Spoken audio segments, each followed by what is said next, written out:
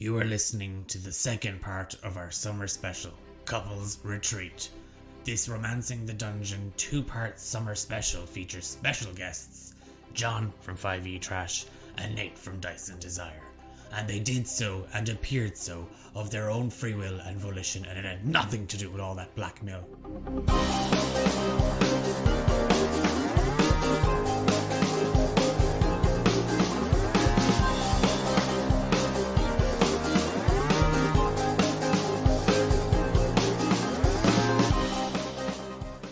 Here's what you missed out in episode 1.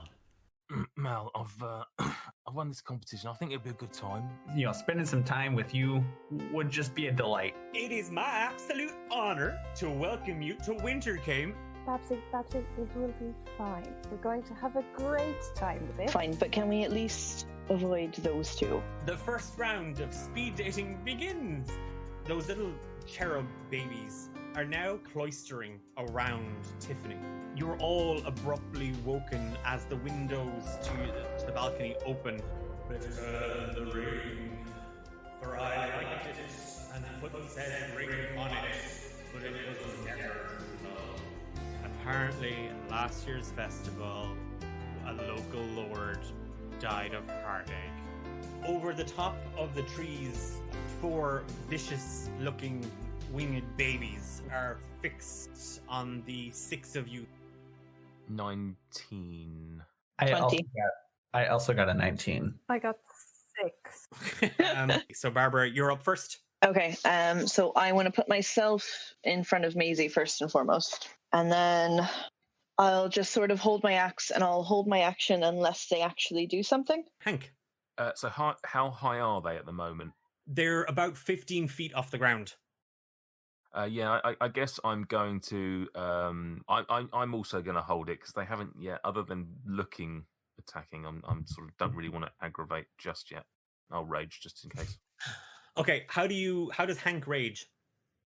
Oh God! I mean, in his drug fueled state, because he feels like he's quite big as well. He sort of like just stomps his feet and just growls, but then opens his mouth because he wants to hear what's going on. You all watch as Hank gets redder in the face, and he does just kind of a little, almost like a little jig. Hank, in your head, you're stamping your feet in rage.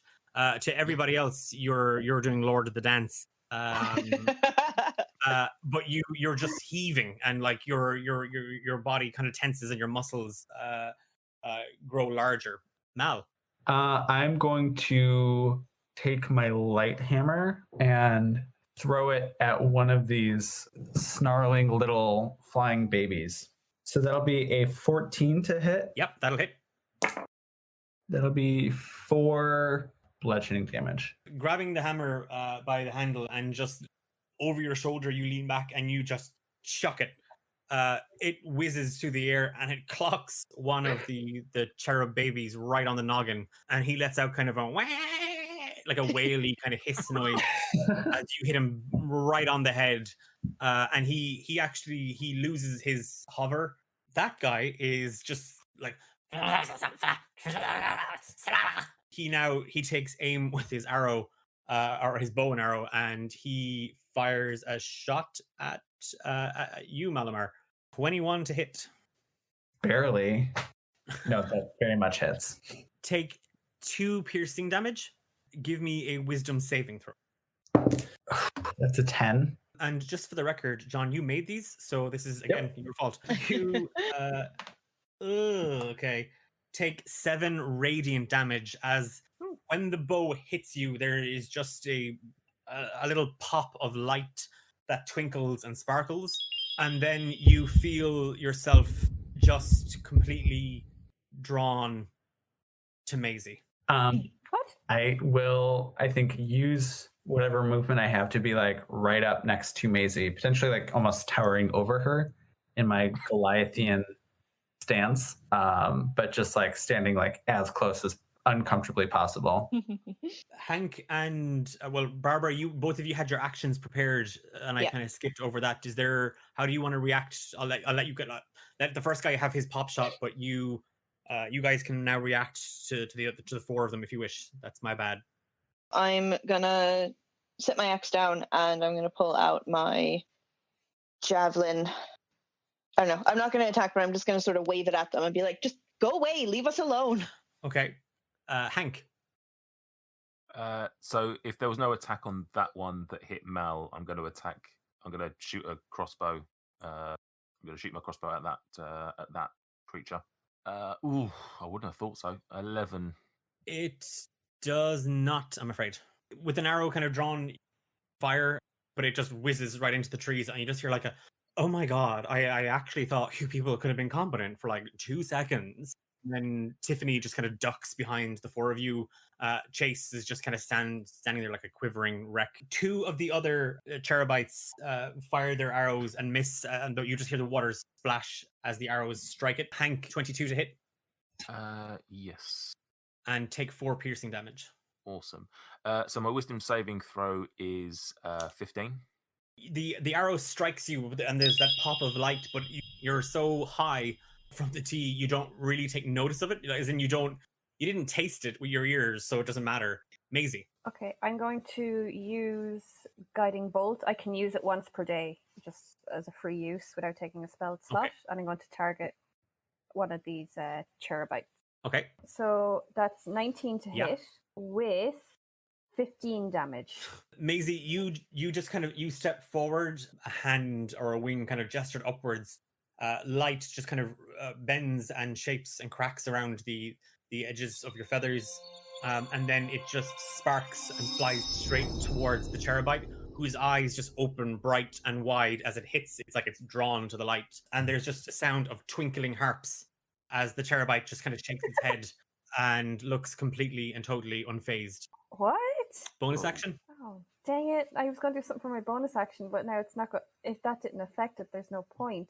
Barbara, as you're kind of gauging a splash as Yeah. Tiffany throws herself into the pond. Okay, so I'm going to reach out and just sort of grab Maisie by the shoulder and cast guidance. And then I'm just going to try and like pull her back to me and away from Okay, them. so you and Mal are both trying to protect Maisie. Perfect. Look, I'll fight him later. Hank.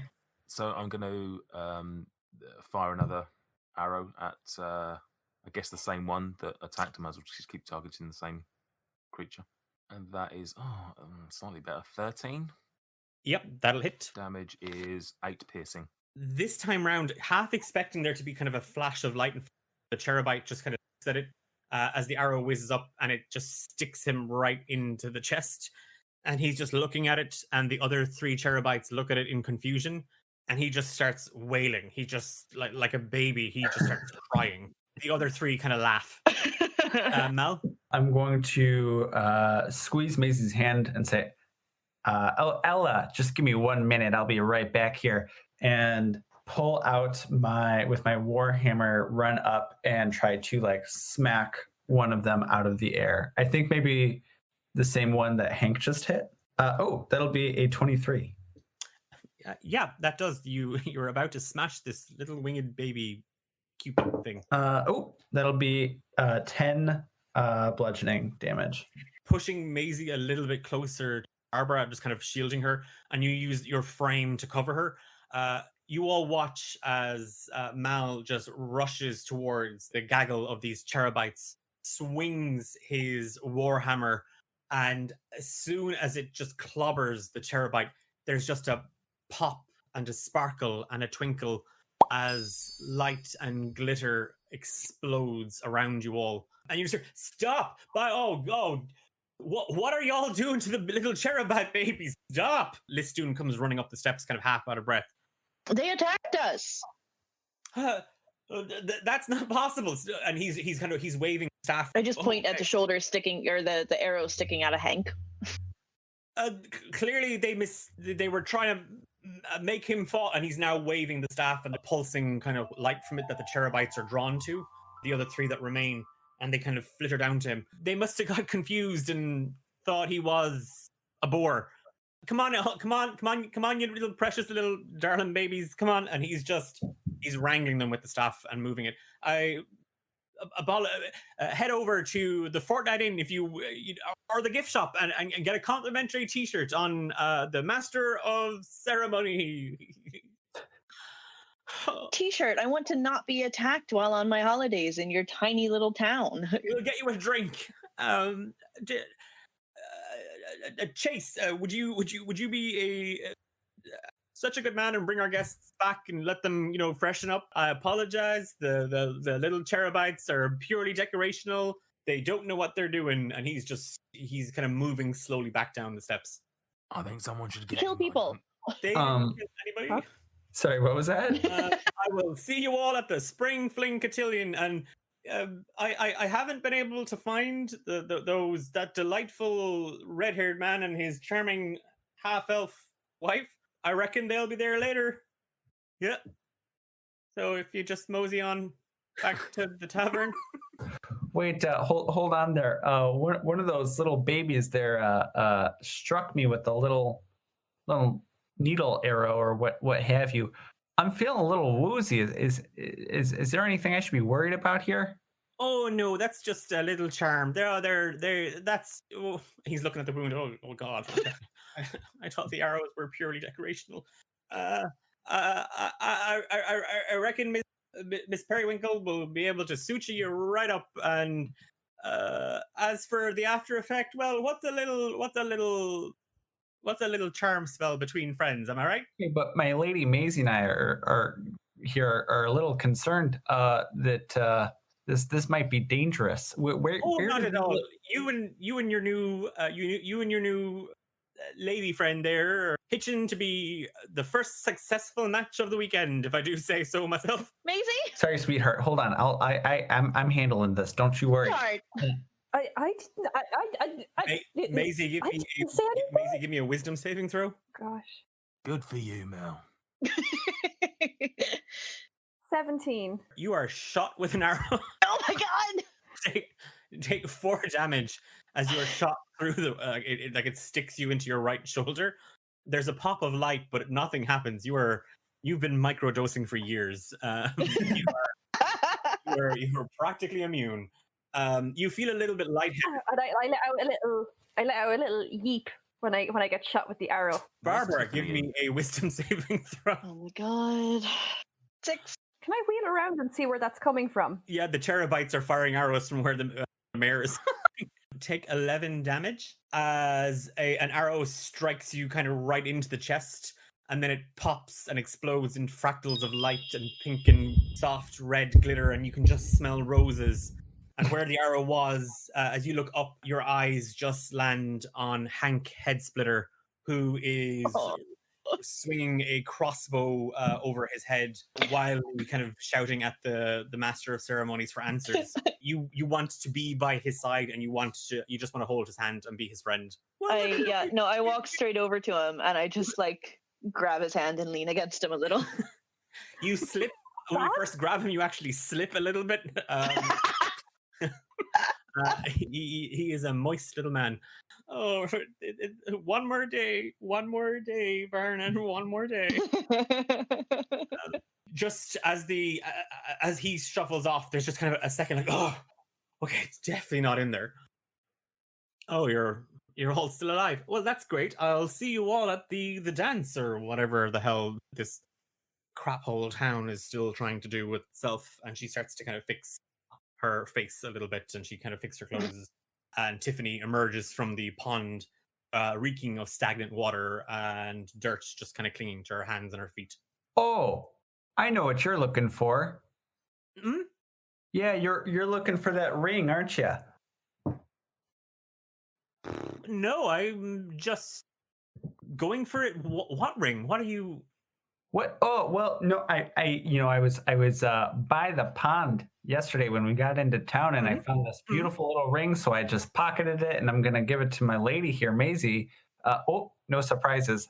I'm gonna propose over here. Maybe later this weekend if the timing is right. And but yeah, so if that's what you're looking for, sorry, too bad, too late. 100% bluffing here, of course. Oh, she got it. Do you want to give me a deception check? Sure. You have to beat 6. Oh, I got 8. she's just smiling, and her cheeks look like they're about to explode off her face with rage. Well, that's delightful. Allow me to buy you a drink later to celebrate and toast the happy couple. I could have sworn that lady was with the other lady, she says with this just painful grin on her face, and she just slops by you, just soaking wet and just puddles of water falling off of her. Oh yeah, no, they are together, but I just something came over me, and I have never seen a more beautiful plumage in my life, and I just think, I think that's the one, and you never want to be the one to break up a relationship, but if love is love, if what can you do but just bear your heart on your sleeve and say what you feel. I just sort of tug on Hank's arm a little bit, and I'm just like, oh, God, isn't that so sweet? He's going to propose to her. Oh, God, Hank, when are you going to propose to me? I know. I didn't see them as a couple at first. I mean, they don't have pure love like we do, but I'm a little bit concerned. Hope she doesn't break his heart. Oh, I know. I'm just staring at Babs. My I'm heart feels broken. going to go get sick, if you'll excuse me. And Tiffany just it's not this. It's not this. It's all the pond water I inhaled. I have a tea for that. Keep it to yourself, dear. And she flits down the steps, shooting you a look, Malamar, that if she had the ability to, she would kill you with just evil eye. And she flits off to one of the houses across from the square. The walking tour of Wintercame was scheduled rather early in the morning. The afternoon sun has only kind of started to peak, so it's still quite early in the day. And as he's leading the four of you and Chase kind of back down the steps towards the square, and definitely heading towards a rather garish-looking tent that has kind of labeled on it, just kind of suspended from two ropes, this plaque of wood that just says Ye Oldie Gift Shop. Listoon is kind of smiling and kind of rubbing his hands together rather gleefully. He's bolting now for the tent, leaving the four of you and Chase to make your way towards it. Oh gosh, I don't know if I can afford a little place like this. I do want to have a look around though. I'm hoping they've got one of those little badge, something to pierce onto my. And he looks, Hank looks down and realizes he's got nothing actually to pin his badge onto. What do you want, dear? I'll get it for you. Oh, thank you, love. Oh gosh, oh man, but Maisie, I gotta say it. I'm a little scrounged for cash here, but I'd love to see if I could find you some sort of trinket here that kind of really just expresses just this sudden, gushing, almost violent love that I've suddenly found for you. And also to apologize for the teacup that I have now broken twice. Still working on that. Don't you worry. Hearing him say this, Maisie's kind of like anxious. And puts like an anxious smile on her face and nods quite rapidly back at him, not really saying anything. Her eyes are just keep darting over towards Babs and Hank and what's going on there. Maisie, you see Hank and Barbara are still linked arm in arm. Chase is now kind of just standing at the entrance to Ye Oldie Gift Shop. So yeah, that's the tour. And he holds out his hand expectantly. Well, as is customary, Hank's going to go in and shake it. He's going to grab the finger, and we're in for the Wintercame handshake. Yeah, he doesn't. There isn't an ounce of strength in this guy's body to be able to resist you. So as you're now kind of wagging his finger, it's a kind of and he's now trying to pull his hand away from you to no effect. So it's just this wagging mess of a rather angsty, floppy teenager. Kind of still staring mostly at Babs and seeing Hank shake Chase's hand whatever way he's shaking it. I reach into my pouch and pull out 5 silver pieces and hold them out to give to Chase. With his other hand, he takes it out, delightfully accepts 5 silver pieces, and shoves them straight into his pocket. Dude, can you just maybe stop? And he's just, his hand is still just flopping. Oh, I am sorry. I was just, we had such a lovely tour, and I just wanted to say that you've been a fantastic tour guide, and I hope they start respecting you and calling you Chase. Not used to getting praise. Chase does not know how to respond. Whatever. And he just he turns and he kind of walks to the side of the tent, just kind of like enough room for the four of you to pass and make your way inside. As we walk in, I sidle over to Babs and just touch her arm like I normally do. Babs, love, do you want to maybe go lie down for a while back at the inn and rest? You seem out of sorts a little. Think about it, I'm fine. I know, but I think maybe a little nap might do you the world of good. Usually you'd have one in the afternoon anyway. Maybe Hank can bring you back. Oh. Barbara's face lights up. Mine just drops. I didn't expect that from you. You know what? That's a great idea. I think you need some sleep, love. Yeah, absolutely. Yes. And I just sort of hook arms with Hank again, and I go, let's go lie down. Let's take a nap. Now? You know what works real well with naps? And it's just kind of pipping up from behind a counter and sauntering up onto a stool. You see Listoon, and in either hand, he's holding a matching set of snugs, his and hers.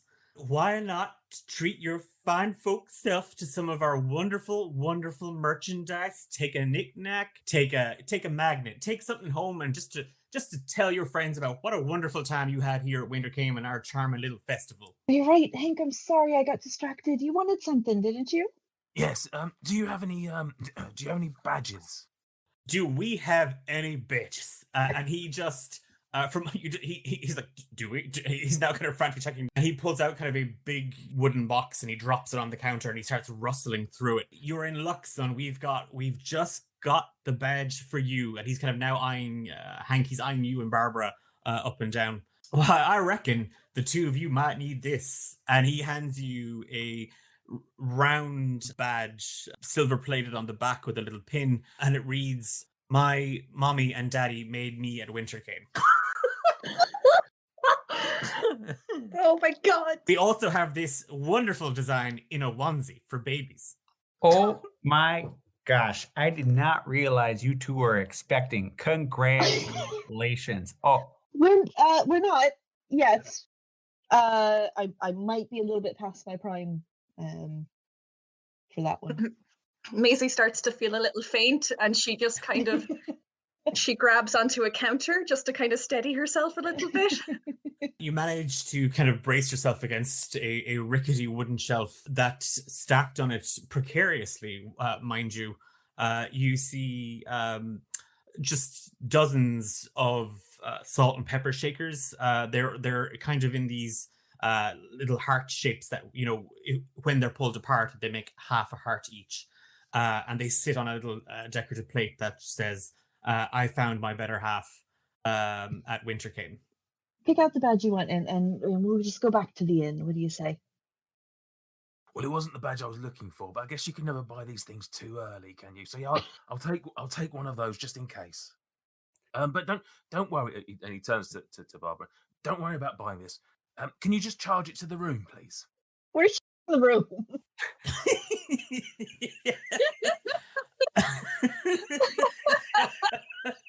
you'll buy it later. Hank's -1. This is the sort of thing he would do. Certainly, Mr. Headsplitter. We can have that arranged for you. Absolutely no bother whatsoever. And you know what? I could just throw in a couple of other bits and pieces, and we can charge those straight to your room as well, if you so see fit. About a couple of postcards. Maybe you need some T-shirts. Yeah, why not? What would you like, Barbara? I think we should get those matching studs. I think that's cute. The lady wants what the lady gets. No, that's the wrong way of saying it. But yeah, those two. Such a charmer. I think I would see the plates that Maisie picked out and immediately kind of snag those and try to haggle with them to see if I could purchase one for almost no money. Actually, no money. But I'm also curious, as I'm doing this, is this effect still? Is it starting to like wear off, or am I like still in it to win it and trying to win Maisie's heart? Yeah, you're definitely a bit more aware of those feelings and them like possibly not being sure if they're real or not. And Barbara, it's the same for you. It's the, now that you see Hank wrapped in a snug, you're not sure if he is the one. I don't know what you're talking about. Definitely fiddling to put the badge on as well. I think with the set of plates in hand, I'm haggling with Listoon, saying, okay, so I don't quite have I'm not liquid right now, but I can offer you 3 candles and a block of incense, perhaps also an alms box for this lovely set of china. It is nicked a little bit, so I figure you could take a little bit off of the price. I reckon we could just about do that. And Listoon makes a note to charge you back to the room as well for the for the ornamental plate. Kind of just behind you, the flap to the gift shop tent is swung open. Have any of you seen? Oh God, okay. Should have done a 10K this morning, Brad. Have any of you seen Phoebe? No, is she okay? And he turns to Barbara and says, "I'm just asking out of curiosity. I have no feeling for Barbara for Phoebe." That's okay. Yeah, is Phoebe okay? She didn't stop by the tavern this morning. She left in a huff, and I didn't see her last night when I got back. I think I had too much to drink. When I got up this morning, she wasn't there. Listoon is just. I'm sure she's. I'm sure wherever your charming wife, Mr. Mantle, I'm sure wherever she is, she's off enjoying the splendors of Wintercame and all that this wonderful little town has to offer. Perhaps she's partaking of a view of our local pond. And he's kind of gesturing up out of the tent and away from this scene. When was the last time you saw her? She didn't. Last night when she stormed out of the inn. She does that, like it's like her thing. She gets mad at me. I apologize. I buy her an apartment block, and we're good again. Can I recommend you get a different thing? Doesn't sound healthy. Well, I mean, I think his thing is screwing her best friend, right? So maybe that's why she didn't come back. I just brainstorming, I'm just. I don't even know what you're talking about. Oh no, that's right. I caught you guys canoodling in the bathroom last night. Isn't that right? If you just see Phoebe, okay, just send her back to the house. It'll all be all right. You saw nothing. He storms off in a huff. Boy, he just seems like a real ass, huh? Handsome as all get out, but not the kindest. I don't have a metaphor for it. He seems like a jerk. So I mean, looks aren't everything, and I kind of lean into Hank a little bit. Thank you. Hang on. Feeling very uncomfortable about Hank and Babs' behavior. I turn to Mal and I'm like, oh, maybe we should go look for Phoebe. And Babs, I do think you need to go back and rest for a while. Oh yes, for sure. I think we should head back to the inn, Hank. Okay. Do you guys don't need us to look for Phoebe? No, I think we'll manage, Mal. I think we'll be fine. Just kind of cutting him off. What the lady says, the lady gets or says that we will do. We're gonna do that. We are getting that on a t-shirt. Both of you are just so charming. That's why we're best friends. Loaded down with bags of souvenirs, wonderful, wonderful trinkets of your time at Wintercame. Hank and Barbara, you saunter off back towards Fortnight Inn.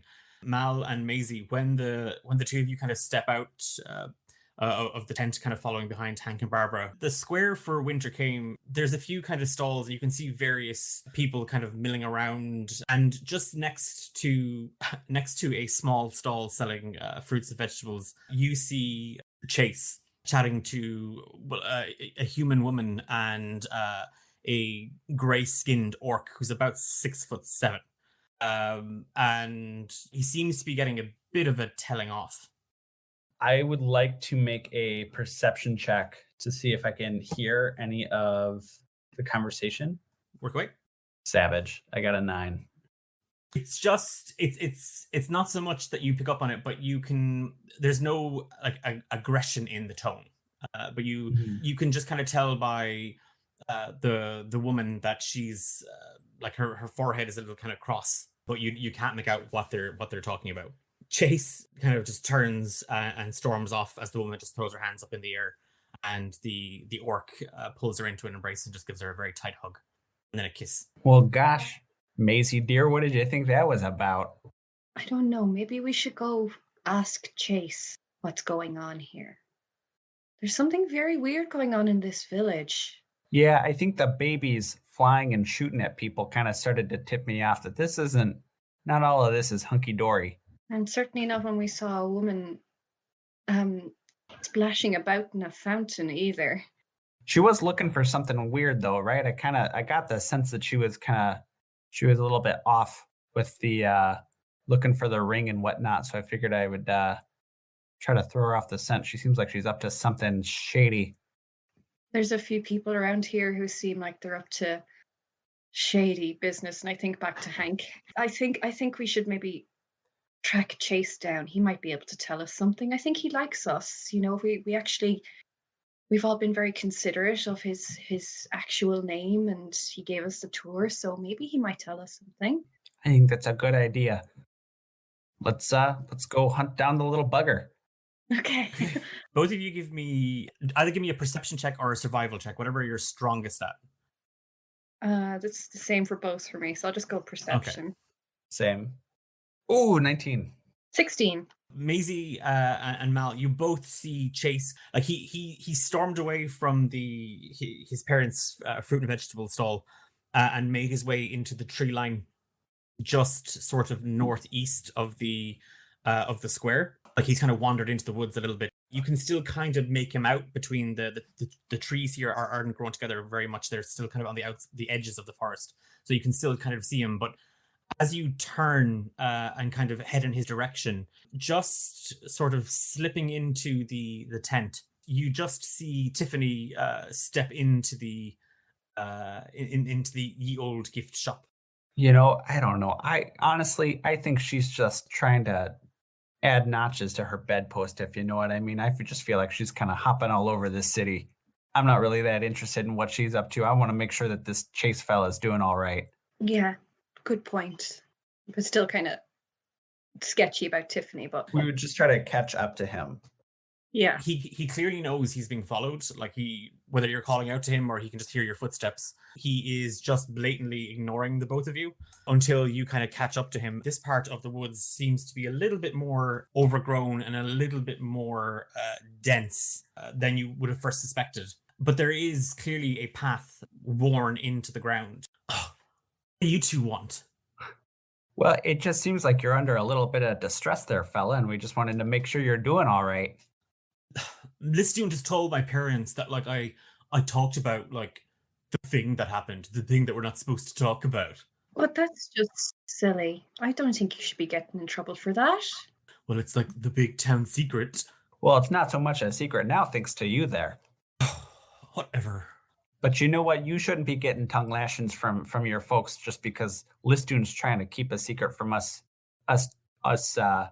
visitors, us tourists in that town. You know, it just feels like, you know, that's his responsibility to take ownership of that scenario, not yours. You're just a youth taking on a summer job. You shouldn't be responsible for such things. Mal, give me a persuasion check with advantage. Okay. Well done, Mal.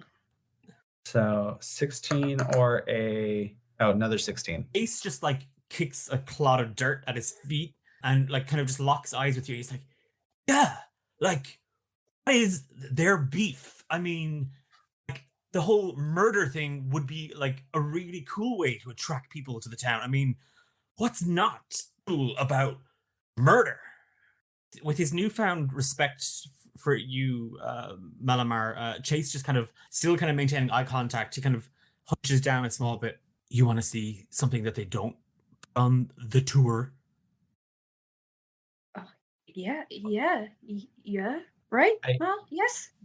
Yeah, I'm a little apprehensive, but let's go with it. With a kind of a grin on his face, like he is utterly thrilled that somebody is going to, one, somebody's listening to him, and two, that he is going to get to show somebody something that he's just absolutely infatuated with. I think as we're following it, I'm going to whisper to Maisie, I swear to God, if this kid just comes to show us a dead body and like, that's it, I'm going to... Look, something is weird going on here, so whatever we can find out to help us solve this, albeit maybe a dead body, not the first time I've seen one, it'll be fine. All right. Anyway, sorry, kiddo. Keep. Well, Mal, when you turn back to to tell Maisie, about your trepidations around possibly finding a dead body in the woods, you don't feel the effects of the charm anymore. Like, you just see this jittery, scrawny Ara Corcoran woman kind of just looking back at you, and she's like, you could definitely tell, as focused as she is on getting to the root of the whatever's going on in this town, she seems a bit out of sorts. She still seems a little bit kind of she's just as much on edge as you are. There's a rustling sound, and then several branches are just moved out of the way. Standing there in a rather overgrown clearing, you see a disheveled looking mausoleum. We cut to Hank and Barbara, who are wandering towards the steps of the fortnight in a few minutes prior. So we're going back in time a little bit, as the two of you are walking arm in arm, snug in snug, laden down with bags of utter trash. For the record, can Hank potentially have like a hat that sort of says "I heart winter came"? Can he just look like a typical, just like a stereotypical tourist that's just been 100%? It's actually "I heart WC." And no one seems to get the reference. Fuck it, it was cheap and they got a deal on them, so they just kept the hats. So for anyone who sees it, Hank, outside of Winter Came, people think you just love the toilet. So that's on brand. It's fine. I think Hank probably thinks that's what it means as well. Where are we going, Barbara? What are we doing? Well, back to the inn. And as we've sort of been walking, like, she's feeling the effects of the charm kind of die off a little bit, and yeah, her original plan, she doesn't want to go through with that anymore. So we're going back to the inn, but she's thinking about Maisie, and like that's kind of going in and out of her head because she's still walking with Hank, but she's remembering Tiffany in the lake and everything, and that and that this inn used to be the mayor's house, and that guy who, or whatever it was, that busted in through the window the night before.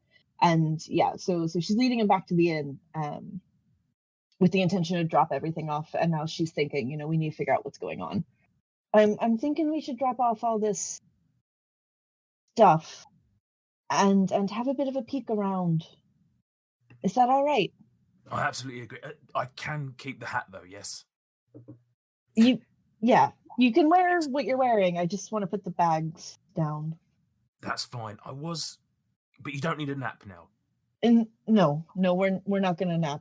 So we can drop the ruse now. I assume the whole thing you were trying to make the Aarakocra jealous. Was that what you were doing?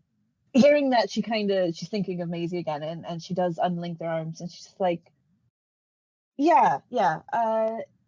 Sorry about that. Yeah. No, that's okay. I just assume it was a bit that you two were doing. It's absolutely fine.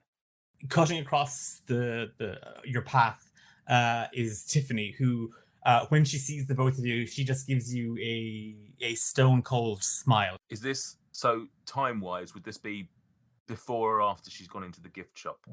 This is before, so she's making her way to the gift shop. Tiffany, you okay? Itchy, and she's kind of turned on her heel a little bit, but her eyes are on the gift shop. Tiffany, have you seen Phoebe? She's just like, bye, and she then slinks towards the gift shop, completely unbothered or unfazed by the fact that her so-called best friend is missing. Lovely woman. I'd like to talk to Miss Periwinkle about that woman. That man that appeared at our window. Seems a bit odd. Oh yes, that's a great place to start, actually. She may know if the place is haunted or of any legends of hauntings. So let's go and speak to her. Well, if anybody will be willing to tell us anything, anyway. Exactly. With that, the two of you step into the Fortnight Inn. There's a few more bodies around. Again, alive or dead? Yeah, alive, living bodies that are moving and full of air and blood. It's no longer a slaughterhouse, correct? But as you are, they don't look like tourists. Like they look like locals. They're dressed, their best farm wear, and a few of them kind of. Hank and Barbara, as you step in your city folk finery, Hank, in your case, your I Heart WC and your snug that you've fashioned into a shirt almost. These people are just kind of eyeballing all of you, like they're just city folk, and they're rolling their eyes. Tourists, ugh. And they're kind of pitched against the bar, kind of preparing, some drinks and stuff like that. You eye Gladys Periwinkle, again, as flighty and as excitable as she's always seemed. Hello! Glad to see you've returned from your sojourn. Thanks, it was great. To the point here, we don't have a load of time. Has there been some weird stuff that has happened here, including maybe like a guy who died, just, out of curiosity? Silence just cuts across the floor of the tavern. Like, it's that moment in in the spaghetti western where like the hero crosses the double doors, and then just everyone just turns and fixes and just goes quiet. Weird. In Wintercave, whatever you're referring to, not murder, not at all. This is quite a lovely, sweet little town where nothing nefarious or corrupt like that would ever possibly happen. It's just, you must clearly be exhausted from all that sun. May I insight this woman? Yes, you may insight away. Oof, wouldn't have thought so with a 6. She's definitely, so she definitely believes what she's saying. You don't get a good read on her. Periwinkle, I never said murder. Her voice goes up like 3 octaves. Now everybody in the bar is looking at her.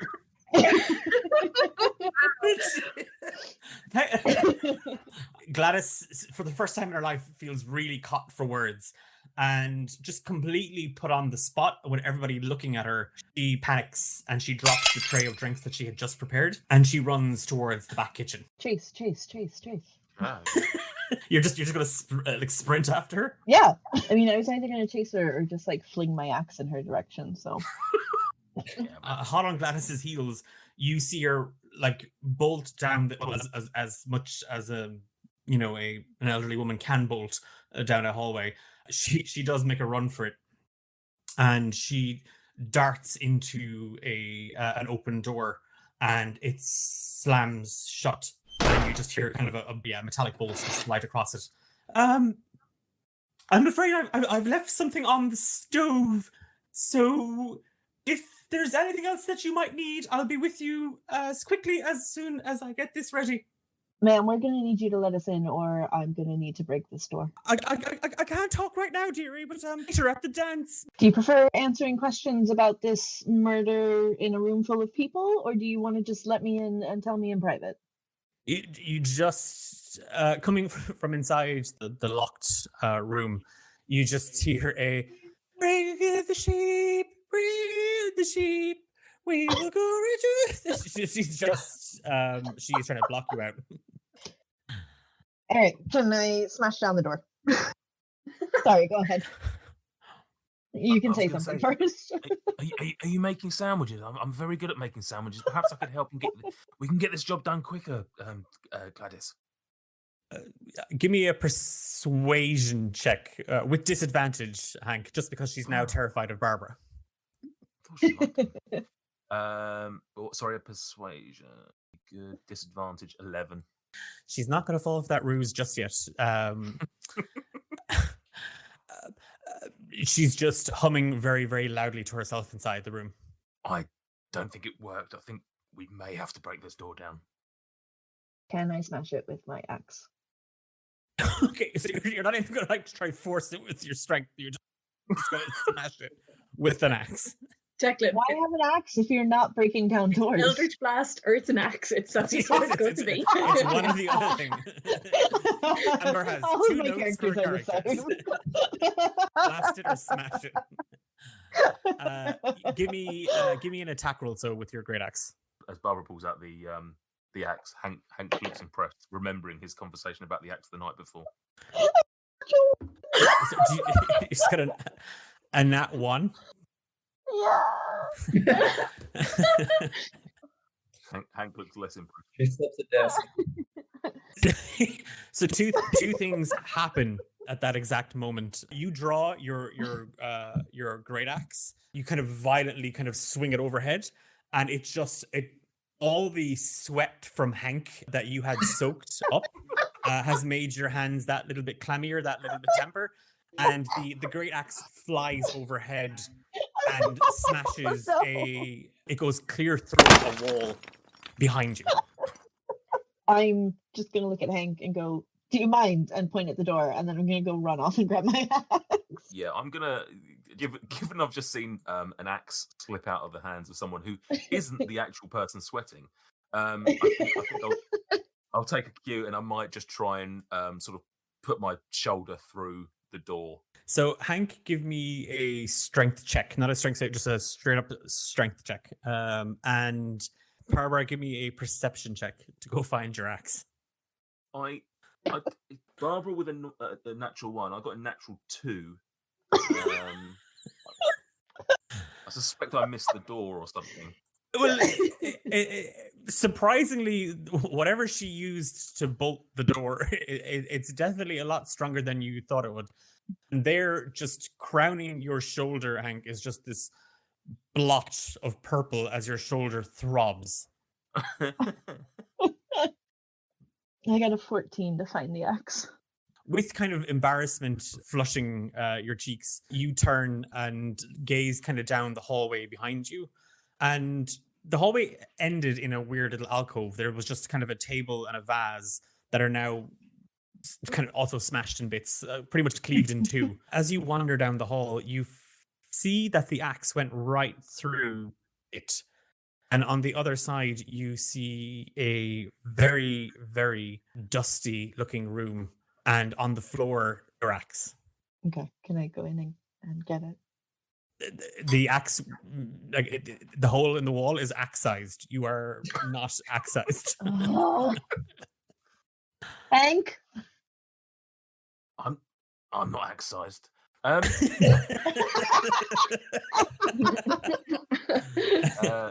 Yes, Barbara? Can you help me break the wall so I can have my axe? Did you see what I just did to this door? I don't think so. Together. Together, yeah. Yeah, let's go and break. We can't do doors, so let's do walls. Maybe it's just This one's already damaged, so. Yeah, very true. Yeah, if you want to give me an attack roll with advantage. So it's a 14. Kind of just nudging Barbara slightly out of the way. You just kind of rear up and swing at the wall, and the plywood that was there, kind of giving this kind of facade of a dead end, crumbles into bits and pieces of timber fragments and splinters. Okay. So is this like a secret room behind a wall? Is that what we've discovered? Yes. Yeah. Yeah, you're welcome, Hank. I did all of this on purpose. Just to spend the whole time. I think you'll find I was the one that was sweating. Oh, no. just for reference, you've damaged your great axe, Barbara. So you'll have to take it to a smithy to get it repaired, and until then, it's going to be on -2 on all damage rolls. Okay. So I can get in here now. Like I can fit myself through. Yes, yeah, both this of you. hole? Yeah, Okay. there is a Barbara and Hank-sized hole in the wall. Okay. Realizing now that this isn't just like some weird, like in between, like wall space, like weird crawl space thing. I'm gonna come in a bit slower, and I want to, I guess, do like a perception or investigation to make sure I'm not gonna get murdered walking into here. Yeah. Well, if you're looking for somebody, give me a perception check. That's a 14. With the exception of you and Hank, there's nobody else in this room. It's fairly big, actually. The room. It's about the same size as the tavern floor out at the front of the Fortnight Inn. Everything has a rather thick film of dust on it, and there is a heavy smell of sort of musty air and mothballs.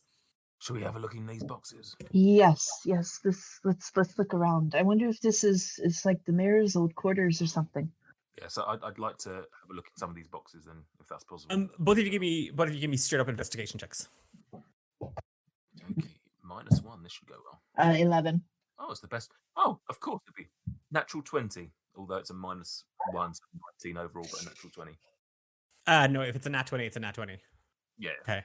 Barbara, you take the lid off of one of the boxes, and just a small swarm of moths just rush up kind of at you, and you've got that weird kind of moth dust thing. The box looks to be filled with sort of like clothes. Like old clothes? They're all kind of musty and damp to the touch.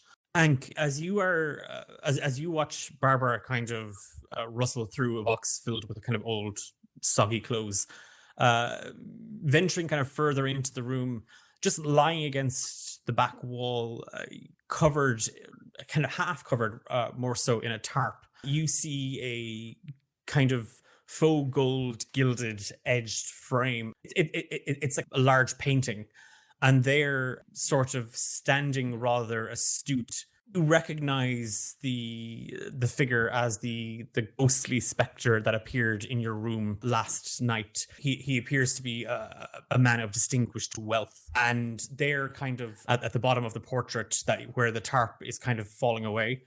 You just see Lord Bertram Gladjob, and rest of the portrait, the engraving has been scratched to pieces. Scratch. Purposefully. Is there in this painting? Can I see his hand? Is there a ring on his hand? His hand. So, as I said, part of the portrait is covered by a tarp, and while one of his hand is sort of nestled, that's sort of like presidentially in his, his coat pocket. The other hand does seem to be grasping a more kind of slender hand. There is a gold ring on the ring finger, but you can't see the rest of the figure because it's covered in the tarp. Okay, so I'll take off the tarp then, if that's possible. Pulling the tarp back, the full portrait, and Barbara, you hear there's just a cloud of dust just sort of washes over Hank. As it does, and as the dust kind of settles and Hank coughs up a lung, there's this portrait revealed of a man kind of holding the hand of a woman. She's dressed in a sort of deep red gown. Top half of the portrait appears to have been destroyed, and the face of the woman has been torn from the portrait. So all you see is her neckline and a silver locket hanging. It's unlikely, but do I recognize the locket in any way? Like, have I seen it anywhere else in other portraits, or? It doesn't look familiar. Okay. Perhaps we should tell Gladys that we found her secret stash. Maybe that'll get her out of that room. Yeah, I doubt she wants us to know this is here, so. Well, if it's been closed off, I suspect she knows something about it if this is her place. There's a heavy sigh behind both of you. Well, it seems you have discovered a deep, dark secret. Gladys is standing in the doorway, the makeshift doorway that you made in the hole in the wall. It's the doorway now. What is this? Who is this? We are gazing on late Lord Bertram Gladjob. I acquired some of his things after he passed. I've kept them secret and safe. Safe from who? Safe from what? There was a terrible secret in Winter came a crime that she steps into the room. Nobody was meant to learn of. I'm afraid can't leave here. And we cut back to Mal and Maisie and Chase at the mausoleum. So that's where they buried the guy. Yeah, the guy that was murdered there? Yeah, he kind of flicks his fringe over to the side of his face. Didn't want him in the town just because Listuna and the others thought it would be like bad for like business. And remind me again, who was the guy that was murdered?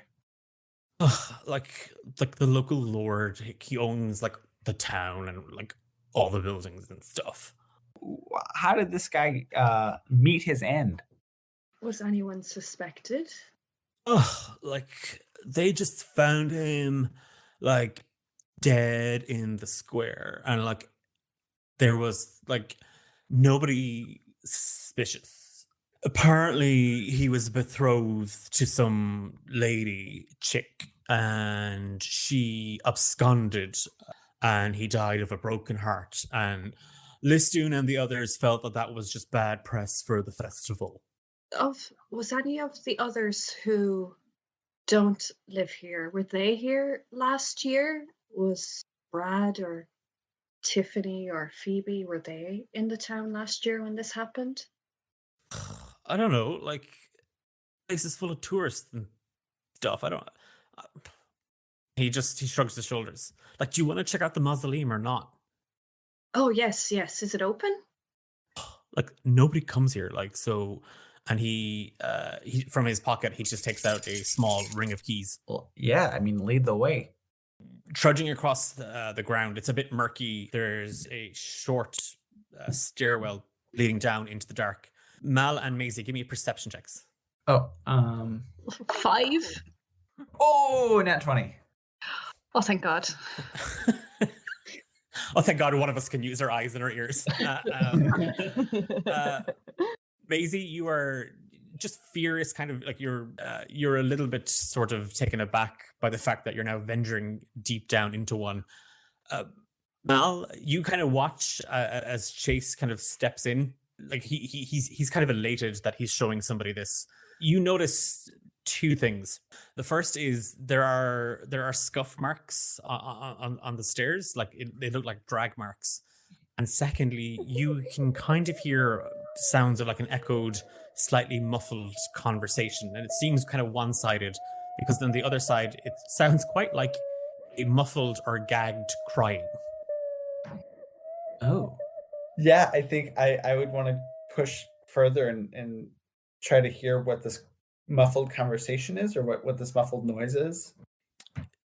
You hear kind of drifting on there's a kind of a low whistling wind, kind of like a draft moving through the mausoleum. And there is definitely a smell of decay and rot.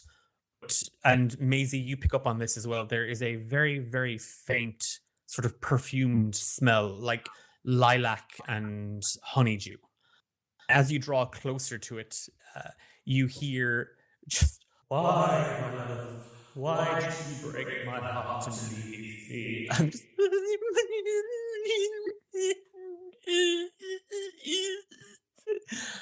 Around the corner, as you step forward, they're lying against a stone crypt. You see bound and gagged Phoebe, whose eyes are red from crying. And hovering over her, you see the ghostly spectral form that you did the night before. Who goes there? And Chase is just like, "Oh gods." He's just smiling. Now, who goes there? What are you doing here, desecrating this young man's tomb? Phoebe's eyes light up, and she's like, and she's gesturing up at the ghost. Who dares disturb my slumber? Oh, this is your abode. I see. Well, sorry. Seems like I walked in here on a little bit of a lover's quarrel here, but I feel like you're going to have to unbound and gag the young lady here before something bad happens. Lady and I have no concern of yours. She is my betrothed. And Phoebe's eyes light up in sheer terror. I'm not gonna marry him. Around her neck, you just see a silver necklace, like a locket dangling and kind of jostling in the light. You know, I know what it's like to have a crush on someone and not to have it requited, and it really it puts you down in the dumps. But I'm gonna have to come nab this young lady and take her back above ground, and maybe we can all kind of unpack this lover's quarrel up there. Sound good? And he's gonna go and try to scoop her up and try to leave with her. Can I just prepare in case he reacts to that to attack the ghost? 3 things are about to happen here. Mal, give me a dex check, just a straight up dex roll to kind of rush in and kind of grab Phoebe. Oh, there we go. Natural 20. Did you say nat 20 again? Yeah, I'm like really good at this game. I'm like professional. Mal, you kind of sweep in to grab Phoebe at the same time the spectral form of this man takes a swing with his fist. What are you doing, Maisie? I'm going to cast Guiding Bolt at him. Okay, give me your attack roll. 13, 12 damage. With your hands kind of both up, a bubble of light just kind of forms up in front of you, and it just strikes the ghost, who just dissipates with it. No, my love! And the crypt is filled with this flash of light, and Chase is just standing there gobsmacked. It was the coolest thing I have ever seen. Now, Chase, did you know that this young lady was down here all bound up? Even is she? That did not answer my question. While he's questioning him, I run over and I start to help to untie her and ungag her. Oh my god. Can we just please get out of here, because I just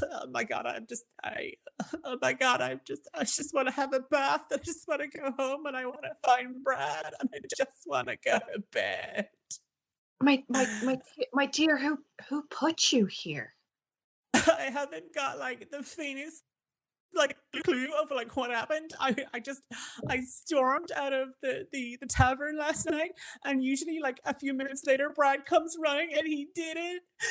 And then I just went for a walk, and somebody hit me from behind, and I woke up here and there was a ghost, and oh my god, I could still smell that smelly little man's sweat on me.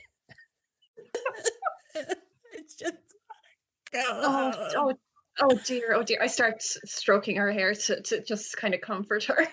Could I make an Arcana check on the locket? Yeah, you can. Arcana's not that good. Oh, 19. Wait, that was someone else's. I rolled a 7. Somebody else got a 19 and knows exactly what that locket is. You don't see anything or feel anything sort of magical emanating from it. Gotcha. Okay. Look, let's get you back to the inn. We'll get some hot food for you, and we'll get Brad to come and pick you up. Yeah, that sounds like a plan. Although, you know, maybe this isn't the time, but I don't think that Brad fella is too good for you. I think he's a bit of a scoundrel. No. Yeah, you're right. See, this is me. I always just run my mouth. I don't really think about timing all that much. And it's okay. Let's get you.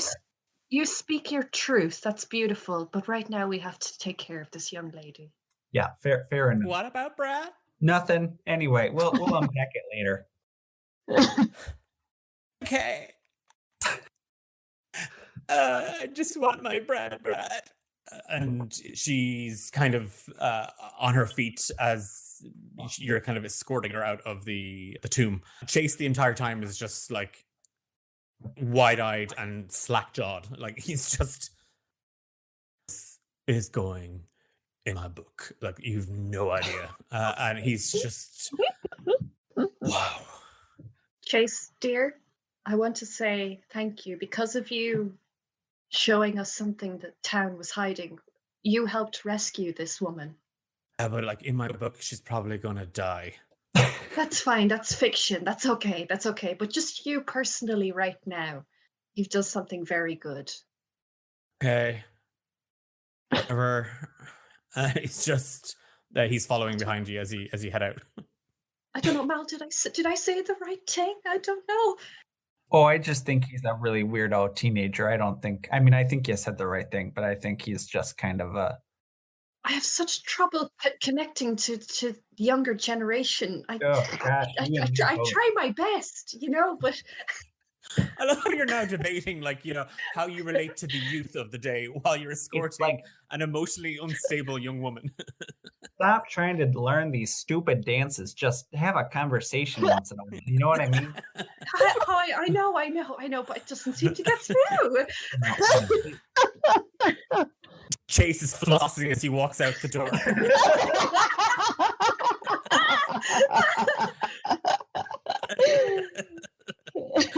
With you kind of making your way back to the inn, we turn to the inn.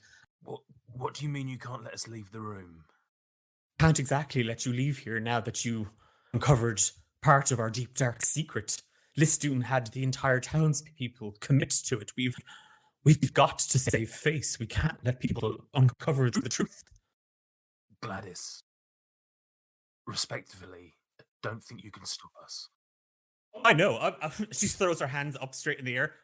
I am going to tell you everything you need to know. I am Gladys Periwinkle. I am a lover, not a fighter. Okay. Come off as threatening. Like she's just, she says, holding a knife that she'd been used to cut sandwiches. Tell us everything you know then. Lord Bertram, rumors were rife around the town, you see. People were saying that the young lord had found his one true love. And she kind of casts a finger at the portrait. Ever dared to lay eyes on the woman? She was quite a mysterious, elegant figure. And as fate would have it, the night before the festival, the woman vanished without a trace. And Bertram was found dead in the square. That's about it, really. And Listoon then took over as mayor, and he told us not to tell anybody because we'd invested so much money in the festival and it would ruin the town and all of us townsfolk. I was just about to say, as far as town secrets go, that was quite tame.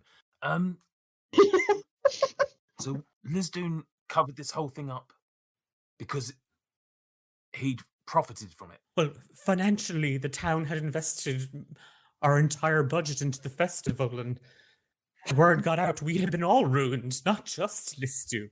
I see. Okay, but this festival isn't bringing in any money anyway. There's nobody here. You're here, aren't you? Yeah, but we won it. Like, I'm not giving you any money. Hank, with that phrase, Hank sort of shrinks a little bit, still wearing plenty of tourist stuff that he's bought. He's bought on credit. You'll get to no more of our money. The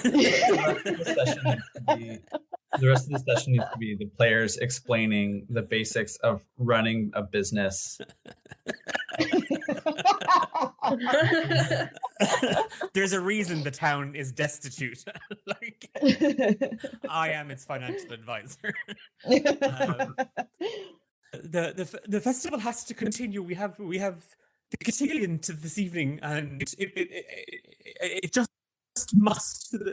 We can't lose our homes. We can't. The town would be ruined. I'm not too happy about the fact that you've wanted to keep this secret, and I don't think you've taken the right choices, but I understand that you're in a difficult situation with the town and its budget. What I look at Barbara and sort of say, what do you think we should be? What do you think we should do? What if we just go home?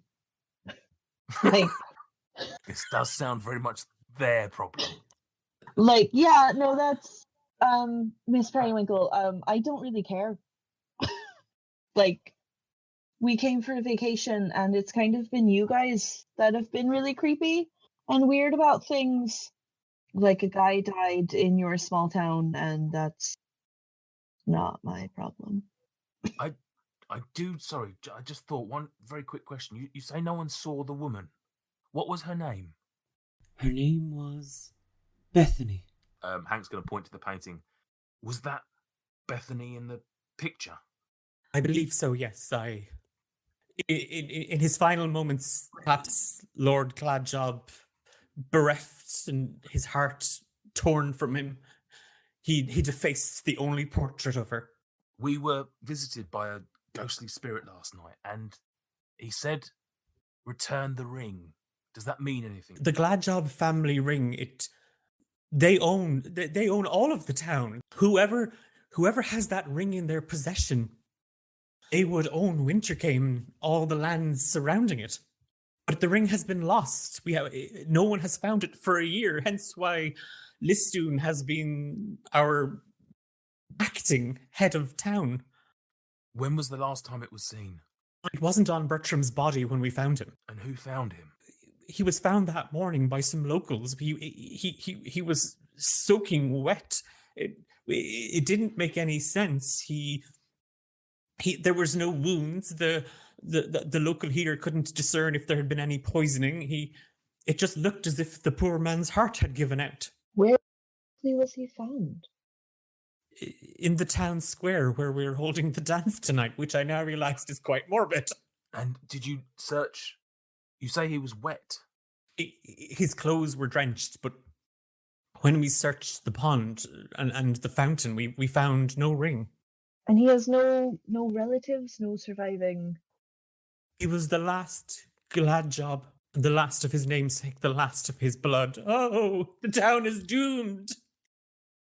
Hank turns to Barbara and says, "We saw Tiffany down by the pond. I wonder if she was. It seemed odd at the time that she was just there.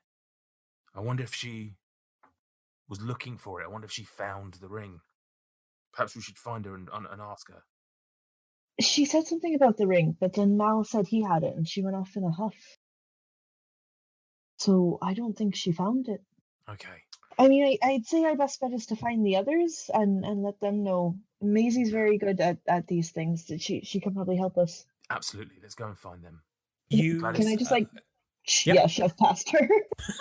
Okay. Just shoving Gladys out of the way, Barbara just storms out. Are you heading back out to the main tavern? For like the main floor? Yeah, Okay. yeah. As you step back out onto the main floor, coming through the doors, you see Mal, Maisie, Chase, and Phoebe. Oh, what good timing!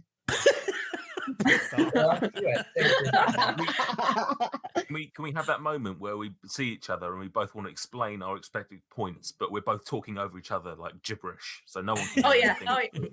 yeah. Just go for it. Yeah, go for it. Okay, 3, 2, 1. All right, so we were in that room with the Are lady. we- and she told us we couldn't leave, but honestly, She's like, crossed I to Mausoleum. anyway. And she's I like, think Phoebe it's there about tying up, and his ghost was standing over her. So she seemed to be captured by a ghost. I don't know how a ghost ties someone up, but she was. Not either. I thought you guys said you were bringing me to Brad. Oh, dear. We're bringing Brad here to you. Take a seat. Let's get you some food. Phoebe, are you okay? She starts to answer Hank, and then she sees that it's you who asked her, and she just shuts up. Oh, Yeah, it seems she's okay. Hank, around Phoebe's neck, you see the same silver locket. Phoebe, where did you find that locket? For the first time, she's kind of noticed it. She looks down at it. I gave Tiffany like 3 of my rings in like a swap meet, and she gave me this. It's hideous, but she says I have to wear it because if I don't, I'm like a bad friend. What is it about the locket? The locket. I clearly explained this when we were talking over each other. It was, we found a painting out the back, and it's a painting of the deceased Lord Bertram glad job. And there's a woman in the painting, and we can't see her face, but there was a locket around her neck, and it's looks exactly like that one. At this stage, Phoebe takes the locket off. She puts it on the table and she just kind of shoves it across. She's like, "I don't even like it. It's tacky. Everybody knows rose gold is my color." The locket must have attracted the ghost to thinking that was his love, but it belongs to Tiffany, But where did Tiffany get it? unless it actually is hers. I think we're all on the same page, and we need to find Tiffany. Like Phoebe's standing there like, "I'm like the one that was like kidnapped and harassed by a ghost, but yeah, sure, make it all about Tiffany." And she storms off. Like she heads out. She just leaves the tavern again. She'll be okay. Yeah, she doesn't have a habit of getting kidnapped and bopped on the head. Starting to think she doesn't like me. No. Don't You're think it's gonna great. work. I'm not sure it's going to work out between me and her. Anyway, let's go and find Tiffany. Don't worry, Hank, you'll find the flower that blooms for you one day. So yeah, I saw we saw Tiffany very briefly earlier, and we saw her going into the gift shop. So I guess that's the first place we would look for her. Can I pick up the locket as well and take it with me?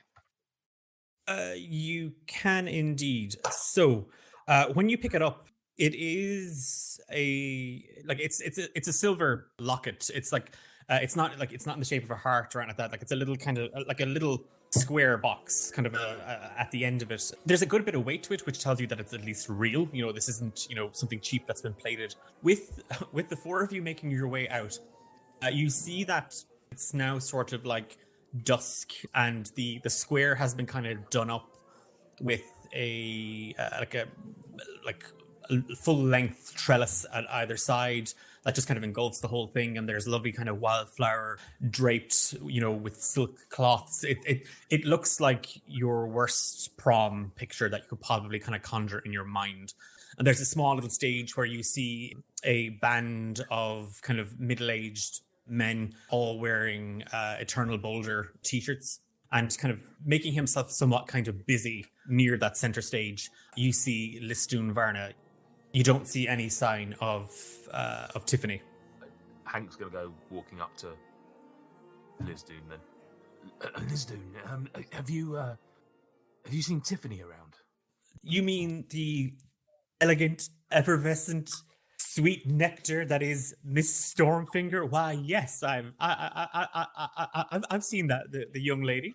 She is currently busying herself getting ready for the cotillion. And well, Mr. Headsplitter, you and your companions certainly like to be early. We've barely got things organized for the cotillion. I can see. The sandwiches aren't even out yet. I wonder what is keeping Miss Periwinkle with the snacks and beverages. She was quite busy earlier. I'd give her a moment. I think. Certainly don't go and talk to her. I think she's just busy. Yes. Is there something I can help you folk with? We need to just find Tiffany. Her friend was in distress, and we just want to find her to reunite her with her. Oh, I saw the young half elf girl. She wandered by and she met her husband, and they seem to have reconciled. And he's kind of nodding and smiling. Can I get an insight check on that? You can indeed. 10. Yikes! I have +6 to insight. That sucks. Well, I'll do you one better. I rolled a nat 1 on my deception check. I'm so good at this game.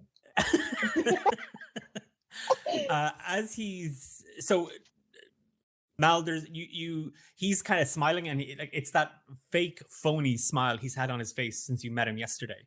And you notice that as he's answering you, and as he's kind of trying to make eye contact with the four of you, he has drawn that staff he had on him this morning up, and he's kind of giving it a bit of a wiggle, and the staff lights up, and immediately you know his full intent as just behind him appear 4 little cherubites.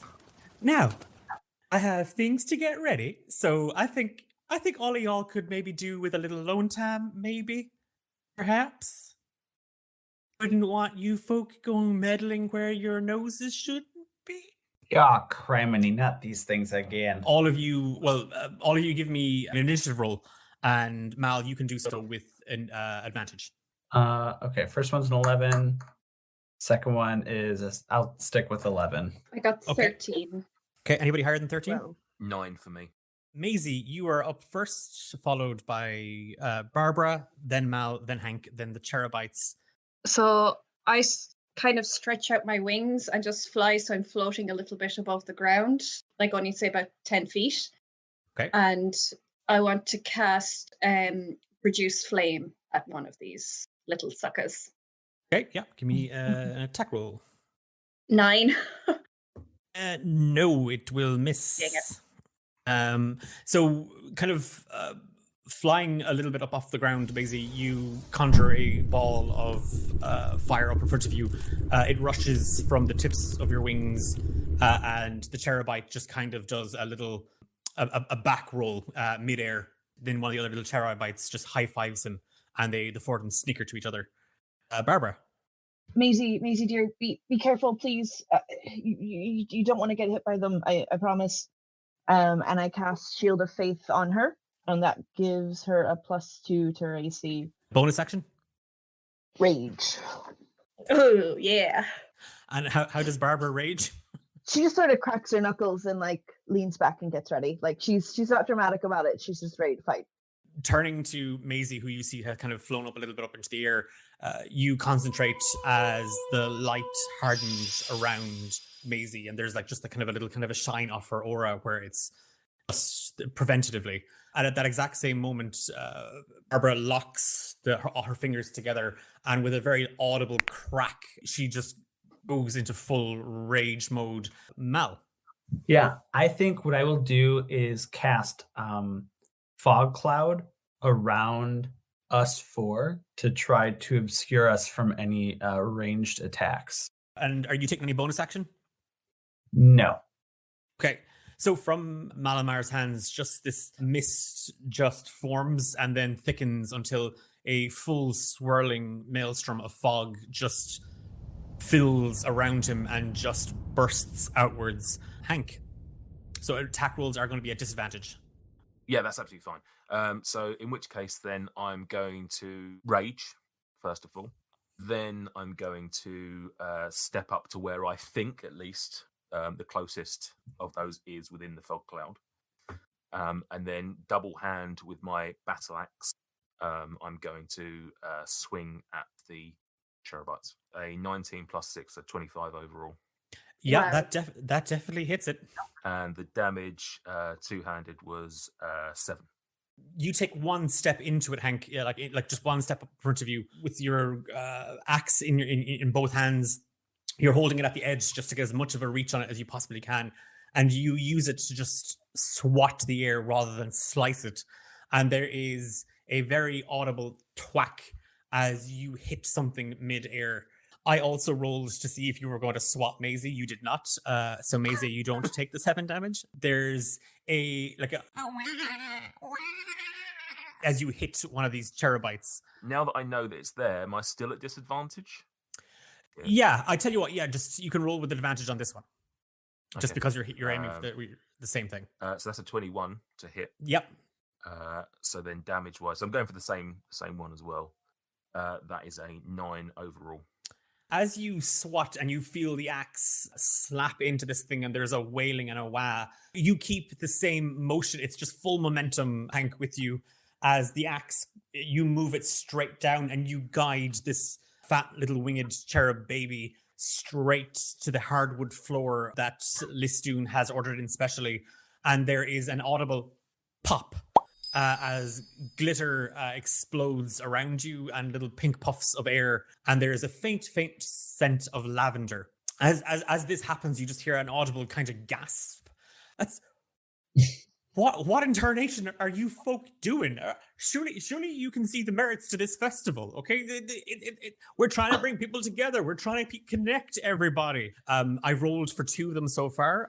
The disadvantage has knocked a nat 20 off of one of them. Hank, give me another attack roll. So the first 2 take aim with their arrows. Mal, one whizzes right past your face, and you just hear an audible "ow" from behind you, and then a lot of lip smacking happening. And you're pretty sure if your spatial awareness is correct, that's where the band were a second ago. But you can't see anything because of the fog, thankfully. The other arrow just hits the ground, Barbara, next to your feet. Hank, one of the cherubites just flies straight up into your business with his bow and arrow drawn. And he's got a kind of a wicked, snarling little face, and fangs are bared at you. But as he pulls back, you know that weird thing when you're in archery and you kind of lose control and the arrow just waves out the wrong way? And he loses his grip and the arrow falls to the ground and you have a free attack on him because he rolled a nat goddamn 1. Probably not, though. 11 overall. To hit does not, I'm afraid. So more that you were startled as it approached, you kind of swung defensively, kind of swatting it away a small bit. Maisie, back up to you.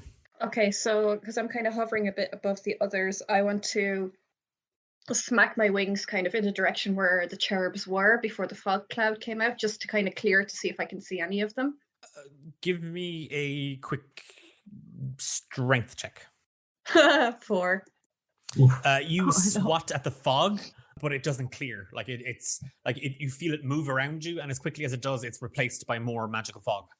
I want to just fly up and above the fog cloud then, just to see what I can see around it, or if any of the cherubites are outside of it. So flying upwards, you're out of the 20-foot kind of radius of the fog cloud spell, and you see just on the edges of it, Listoon talking to Tiffany, who sees you. Okay. Can I cast a spell, or what about are those 2 actions counting for anything? You movement. Yes. You try to move. Have you got any bonus actions? I'm going to cast Starry Form, which I can do as a bonus action. I can expend a use of my wild shape feature to take on a starry form rather than transforming into a beast. So yeah, I'm going to turn into the archer. Okay, so you're just going full on digi-evolution for us. Pretty much, yeah. Okay. Over the fog cloud, all of you just see this light. It's strong enough that it's kind of piercing the fog cloud. It's not burning the magic away, but it is illuminating the kind of the top half of the fog cloud. And from here, you can see the other 2 cherubites floating, and you just hear an audible gasp from outside the fog cloud from Listoon, who, Maisie, you see it, is sort of being shirked away from the dance floor by Tiffany. Barbara, so your disadvantage with fog cloud is currently being cancelled out. Okay, perfect. Yeah, so I just want to pick one of the little shits and shoot it with my short bow. So that was a 11. You fire a shot straight through the fog cloud where you think the cherub is, but you miss. And immediately the cherub just kind of like flits around the place, looking to see what that just was. Bonus action? No, nothing. Mal. I am going to cast Thunder Wave, and I'm going to cast this at second level. Okay, so they have to make a Constitution saving throw. Delightful. And not at all terrifying. I assume that cube is going upwards, by the way.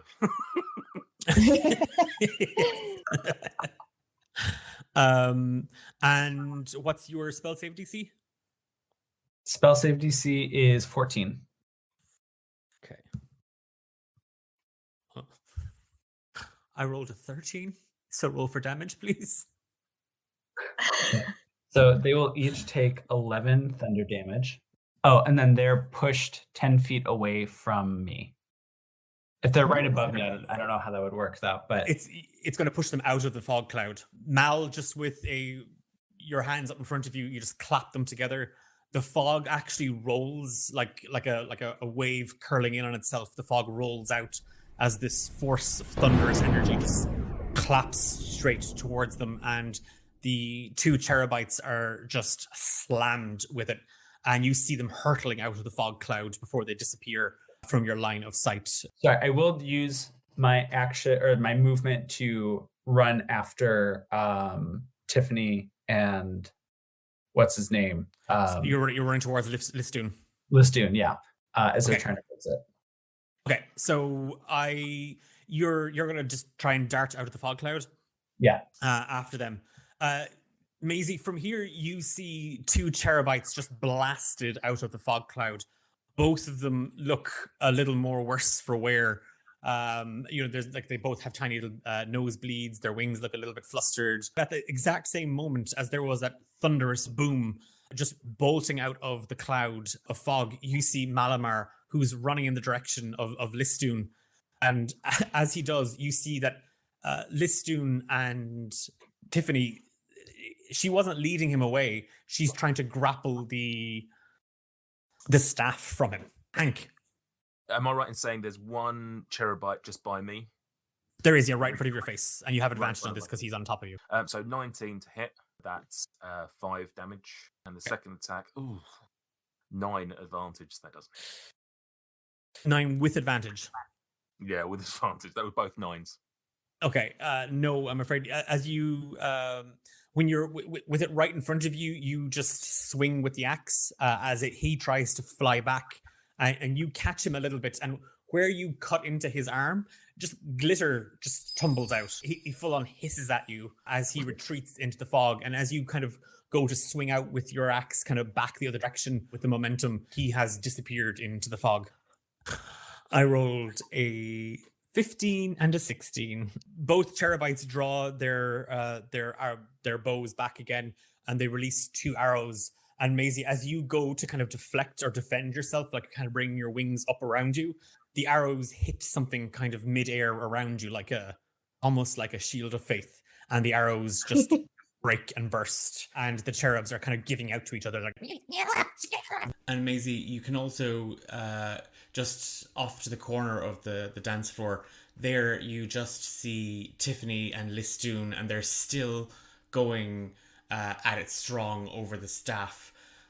And you watch as Tiffany just rears back her left leg, and she punts Listoon right into the groin. And with just a squeal, he lets go of the staff and falls to the ground, cupping himself and rocking back and forth in agony. Tiffany just with the holding the staff overhead just gives it kind of a little shake, and again light kind of glitters and pulses from it, and for a moment you just see the cherubs' heads turn, and she just sees the commotion, and she's, well, this has been an experience for all of us, but it's about time that things went my way, and I am so just done with all of this. So if we could just wrap this up. I'll drop concentration on the fog cloud because I think it's maybe created more problems than it solved. No. Barbara's just standing there like tutting, like her fists on either of her hips, just looking at you, Malamar, just tutting. Part of me does not really enjoy this town enough to defend it from the likes of you, but I think after I've seen you commit act after act of infidelity and just crash entire households with your just blatant lust, I don't know that I can leave a town to suffer at the whims of your desires. So I'm just going to have to ask you to not. And then I think that's my whole speech because it's not my turn. That is super quaint of you. And I hear what you're saying, but I am actually going to level the entire town, and we are going to build some really elite and exclusive holiday homes. So she's just kind of shooing everybody, like, just, you can go now. I really didn't think it was going to be this easy. And I guess, thanks. It's been a great weekend. Brad, wherever you are, thanks for the mediocre lay. Phoebe, you're a terrible friend. And if I had known this is what I had to do with the stupid staff, I probably wouldn't have tried to shack up with that Bertram Gladjob or whatever he was. That was consider that a year wasted, everybody. And she's just looking around at, like, the townsfolk are just looking at her. The band are Well, they've stopped making out now, but they're looking at her. Can I cast fairy fire on her and all of the cherubites that are now flying around her? You can indeed. So everybody will have advantage when attacking them. And Tiffany is also illuminated blue as she rolled a 5. So Tiffany and the cherubites have just got this kind of blue wavy light. It's kind of like a lava lamp effect, but it's just blue globules just kind of like floating off of them. I don't actually have to fight any of you. I'm pretty sure nobody has gotten hurt. I mean, sure, Phoebe almost kind of figured it all out. Surprising. I mean, Phoebe, for God's sakes. And Phoebe is just kind of standing there, like, kind of. She just kind of waves, "Hi, Tiffany." Like she's just waving at her. She hasn't really got what's going on. So you tied her up in the mausoleum. Yeah, I just figured that, you know, with things going so well with Brad, and she looks at him, and Brad just goes red in the face. Well, you know, money runs out. Look, girl has got to get by in this world, and I just need you all to pack up your belongings and just go. Now, I have to say, I just don't like your attitude. I don't really have much more of a stake in the battle other than that. You just seem pretty awful. I told you last night, and I'll tell you again. But I think if there's one last thing you need to hear, it's this. And I would like to cast Shatter on her. Ooh. My God. Okay, Nate, I think you cursed me because I've been rolling really well up to this point, and now I'm rolling really, really bad. So the cherubites rolled better than she did, but they still failed, and she rolled a 6. So roll for damage, please. Okay, so they will each take if they succeeded the save DC, they would take 10 damage. Otherwise, they will take 19 damage. Oh my God. Wow. So completely disgruntled at this character in front of him, this Tiffany Stormfinger. Hank, you see Malamar raise his right foot and just brings it down, and immediately you cover your ears. And there is a stomp effect, Maisie and Barbara, that you hear, but then it's just gone, and the sound just rushes straight towards Tiffany and the cherubites. 3 remaining cherubites look at each other with kind of, well, in their language, "Do you hear something? Do you that?" And then all 3 just explode in glitter, pink and purple puffs. And there is a concentrated smell of lavender. It's like someone spilt a bottle of lavender essence. Tiffany just crumples to her knees and brings her hands over her ears. And you just see like a kind of a trickle of blood coming out of her nose. How far away from Tiffany am I? You are about 15 feet. About 15 feet. Okay. So what I'm going to do is I'm going to look at Phoebe and I'm going to say, "This is for you." And I'm going to run directly at Tiffany and swing at her with my battle axe. Give me a roll for attack. And just as you're saying this, Phoebe kind of looks around. She goes, who is that guy? How are these? Neither of these are natural 20s, but I got a 20 and a 25. Shit. But neither naturals. And damage. Oh, I got a 7 on the damage. Okay. You again, Hank. It's the same kind of attack you were doing with the cherubites. With her hands kind of over her ears, you just belt her with the great axe, and she is sent flying across the dance floor. Like she's still within reach, but like she spills out onto the floor. And she's like, "Oh my God! Like I just worked so hard to get some property, and why are you all being so mean to me?" As I said, this is for Phoebe. And I got my second attack, which again at advantage gives me a 20. This time I've got a damage of 11. As you bring the axe kind of overhead and yell, "This is for Phoebe," and again, Brad's like, "Phoebe, what's going on here?" Like he's full on gaslighting poor Phoebe. Axe raised right up in front of you manifests the form of Lord Bertram Gladjob. Your blade slices straight into him.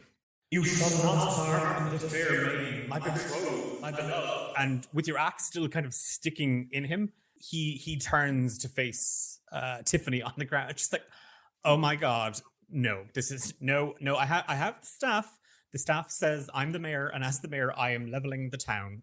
No, Bertram, no. And she's just kind of shoving him away. She hovels up onto her feet, like she's kind of using the staff, and she's kind of shaking it, like, and it's the staff is kind of sparking, and like it lights up and it blinks in and out. She's trying to rattle it, like it's like she's shaking like a flashlight almost. She just and she just stares at Bertram, and she goes, "You know what? You could be useful to me, Bertie." And she holds out a hand, and over Bertram's head, a ring of thorns forms, and it lands on his head as she casts Crown of Madness. And the spectral revenant form of Lord Bertram turns to face the four of you. Maisie. So I'm going to do two things here. So the first is I'm going to produce flame and direct it at Tiffany. Give me an attack roll. 12. Bonus action, because I'm in my starry form, I can do a ranged attack for the archer. So I'm going to aim for the ghost. 13. That hits. Give me a damage roll. Damage. Okay, so it is 8 radiant damage. You conjure a ball of fire, throw it at Tiffany, who manages to kind of step out of the way. And at the same time, you direct your gaze on the revenant form of Bertram Gladjob, and just a sharp bolt of light, like an arrow, flies from your hand. It strikes and explodes as stardust kind of twinkles around him. Barbara. Okay, so what I wanted to do was try and shoot the staff out of her hand. You can give me an attack roll for that. So that is 17. Oh my god. I have just rolled another bloody nat 1 for her. You full on draw your arrow, fire it free from your bow, Barbara, as it just whizzes straight past Bertram the Revenant at Tiffany, and she winces, and it hits the staff in her hand, and the staff is just sent flying across the ballroom, and it is pinned to the trellis, and the light that was blinking in it fades, and it just goes dark. Can I just start making my way to the staff? Mal. Yeah, so I think I will use my action to turn undead on the Revenant. It must make a wisdom saving throw, yeah. Okay, 21. I'll try a little bit, I think. Otherwise, that's it. Hank, Bertram is right in front of you. Yeah, I'm just gonna swing at him. It's 15 anyway. Was my first. Yes, roll, that so hits. Yep, that hits. Okay, this is two-handed again, so that's 9 damage, 9 slashing damage, and that's a 16, so that would hit as well. And that's it does indeed. That's another 9 damage. You just kind of take a step back, kind of give Mal a nod, and you just swing wildly with the axe, and you feel it stick and bury into him. And Bertram just kind of almost stands there. He doesn't attempt to deflect it at all whatsoever. Tiffany didn't tell him to defend himself. I'm assuming Hank at 11 doesn't do anything.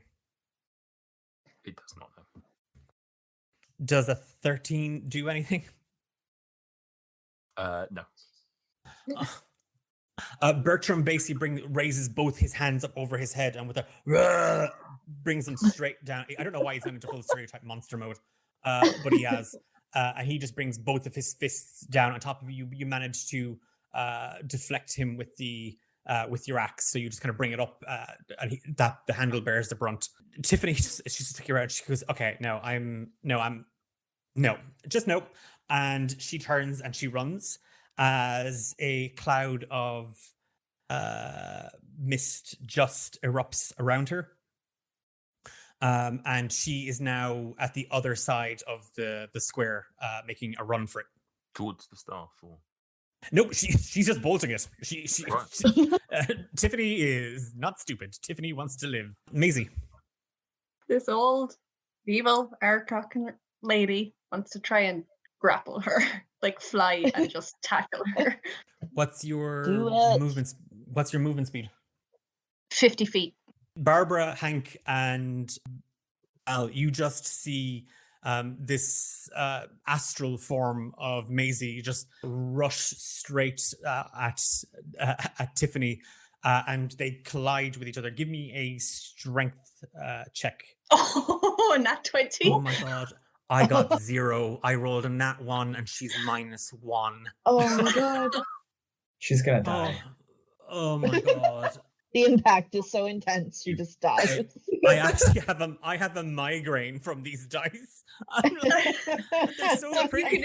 I'm never rolling with these things again. If you can imagine Maisie, she's just flying with her just feet as outstretched to grab her with the talons of her Yes. legs on her shoulders to pin her to the ground. You bear down your talons kind of right into her shoulders as Tiffany is just face planted into the dirt. And as the two of you, as you kind of spill over her, you land kind of on top of her in kind of the ensuing tumble. And as you do, you just hear kind of a and she looks slightly withered. She reaches up towards you, Maisie, kind of like trying to grab at you. Her hand just falls to the ground, she's unconscious. There, dangling around your neck, you see that she was reaching for the locket. The crown of madness around Bertram just dissipates, and he immediately kind of turns. He sees Tiffany on the ground with Maisie on top of her, and he moves towards the two of you. Barbara, it's your action. Okay, can I get to the staff I have 25 feet of movement. Can I get to that now and grab it? You can indeed. You rush towards the staff. Yeah, you kind of managed to kind of pin it in the trellis. Okay, so since Tiffany grabbed it and said something about owning the town, can I try and pull it apart and just see if the ring is in it or a part of it or something? Give me a strength check. 20. You're clawing at the staff and at the weird kind of stone at the end of it. You manage to pull the stone free from the staff, and there is just a whoosh of energy around you. There's like a blast of magic, and then there's nothing, and you don't feel energy coming from the staff. Maisie, Bertram is now kind of standing over you and Tiffany. It's her, my beloved. And he reaches towards you, Maisie. I am not your beloved, dear. Betty, you are wearing my necklace. You carry my heart with you. Can I look down at this? Because I have Tiffany pinned with my feet. Can I open it? Yep. Kind of staring up at Bertram and kind of fiddling at the locket. The box kind of twists weirdly. It kind of twists like a kind of a cap, and the bottom of it falls free. And Hank, from where you are now, you see this. Maisie, you see it. Mal and Barbara, you both hear it as a small golden metallic ring falls from the locket and bounces on the ground and does that weird little ring thing where it kind of wobbles back and forth on itself. I lean down to pick it up between my talons. There's just an audible gasp from the townsfolk around who are just like completely like taken aback by this. And Listoon is kind of on his feet, and he's like, young miss, that happens to be the glad job ring. And on hearing this, kind of Bertram looks over his shoulder at Listoon and the townsfolk, seeing you hold the ring. Maisie, the ring, you have returned it. And he vanishes. Well, that was weird. Yeah, gosh, what do we do now? Someone said that is Gladys in the square? Gladys would have come out. She's holding a tray of sandwiches. Literally, it's just piled high with sandwiches. What she's doing after that very dramatic scene. Yeah, over her shoulder, there's a drummer making out with a bassist. Like she's just. I'd like to walk over to Gladys, grab a sandwich, and Gladys, did you say that whoever had the ring would own the town? Yeah. Yes. So who owns the ring right now?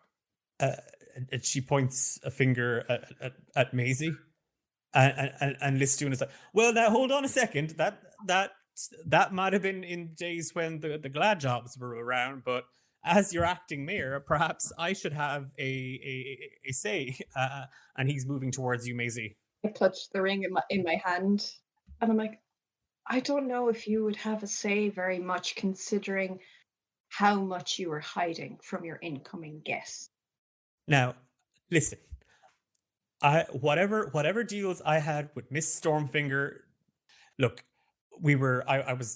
it was a last prayer. Okay, I was going to sell the town, and we'd have all been rich. We'd have all, the town is in the toilet. Everybody, you might not have noticed it, y'all, but we are dirt broke. So I had no choice. I was signing the deed over to Miss Stormfinger, and we would have all gotten her fair share, and we could have just gone on with our lives. But no, of course, there had to be ghosts, and there had to be affairs, and there had to be you four people coming in here meddling. I think you should be glad that we did, because then you would have forever been known as the person who sold the town to a murderer. Not only that, the legal implications of selling a town that does not technically belong to you feels a little bit fraught. But I'm the acting mayor. He's just Mr. Schmeichel, Chase's stepfather, the orc, just kind of walks over him and grabs him by the scruff of the neck, and he's just holding him up. And the townsfolk just kind of cheer. If I may, Daisy, and I hold a hand out for the ring, in our brief time in this humble little abode of a town, I gotta say there's one person who's been a straight shooter the whole time, and that is young Chase here. And he gestures out to Chase in the crowd. He says, and if there's one thing I know, you can trust the daily operations of a bustling city in decline to the likes of a horny, somewhat emotionally disturbed, but always honest 17-year-old boy. And I kind of gesture for Maisie to hand the ring to Chase. Chase, he looks down at his feet, and the crowd just start chanting his name, like Chase, Chase, Chase, Chase. And the one person is going, Jakob, Jakob, Jakob. It's his mother. She's trying to, no, his name is Jakob. She's desperately trying to get people to name him. And he just takes a step forward. It would be my honor to take ownership of the town, because I've got some ideas, and I'm thinking murder, I'm thinking ghost stories, I'm thinking we become like the next big draw here. We can set up a hotel, we can, and the crowd are like, oh my god, yeah, why haven't we thought about some sort of weekend murder mystery getaway type thing? This would be a fantastic draw to Winter Came. And he reaches to take the ring from you, Maisie. I tilt my hand and I drop it into his. He puts it on his finger. Meanwhile, Tiffany's lying in the dirt, just kind of unconscious. As Gladys moves in with the tray of sandwiches, puts it on the table. The table almost kind of bends with the weight, and the band pick up their instruments and start to play. What are the four of you doing? I kind of wave a wing in the air, and I'm like, can someone tie up this young lady here? She needs to be held responsible. Phoebe and Brad move up towards her, and Phoebe just kind of elbows Brad into the side. She's like, do it, Brad. And as Brad's tying her up, and she's like, oh, and by the way, I want a divorce. And Brad is just looking at her, like just shocked, as like Tiffany is tied up. Mrs. Schmeichel is trying to contact a local constabulary to come and have her and Listoon arrested. With that, I want to walk over to Maisie and help her up off the ground, off of Tiffany and everything, and just grab her hands, her claws, and just say, this weekend has given me a lot to think about, but one thing I know for sure is that lying and all the lying is nothing but bad, and I just want to give her like a little peck on the cheek, I kind of blush and smile, and I reach into my pouch because I kind of bought something from the gift shop for Babs, and I hold out the little plate that says, "I found the love of my life in Wintercame," and hand it over to her. That is the most disgusting thing I've ever heard. Thank you. That was beautiful. Mal is bawling his eyes out. Hank, just as the townsfolk move out onto the dance floor, you feel kind of a tap on your shoulder as Phoebe extends a gloved hand to you. I thought you'd never ask. With Mal kind of like, comfort eating, kind of delightfully so. Like he's quite happy, but he's shoveling sandwiches into his face, and Gladys is kind of like petting him on the lower back. Every now and again, her hand droops a little bit by accident on purpose. You watch Mal as Hank stumbles across the dance floor with Phoebe, while Maisie and Barbara share a small kind of slow little dance with each other, kind of weaving back and forth as the sun sets and the fairy lights around the dance floor blink on and the music continues well into the night. We cut forward 4 days into the future as there is talk of a new seasonal event taking place in the town of Wintercame, pending a vote from the new mayor change the name from Wintercame to Murder Town. We cut to the offices of Roz Greypurse, who, kind of huffing her form and shape out of bed, moves to the front door, picks up the newspaper, glances at it, throws it over her shoulder, picks up her post, and sees a rather thick envelope addressed from the mayor of Wintercame, in brackets, possible Murder Town, and a bill for 800 gold pieces, citing room charges, drinks, souvenirs, and in brackets, possible trauma, ? And we end couples retreat there. Like, I would be remiss if I didn't give you just a chance to shout out your links, your websites. Go for it. This is your space to tell people, because like I'm a huge fan of both of your work in particular. So feel free to have the space just to advertise. Basically, go for it. Oh, sure. Yeah. So, once again, my handle on Twitter is 5etrash, also known as Gay Warlock. And then you can also check out my website, 5etrash, where I post all of my homebrew monsters and subclasses and whatnot, including the Cherubite monsters from today's session, as well as a number of other just really stupid homebrew ideas. So check it out.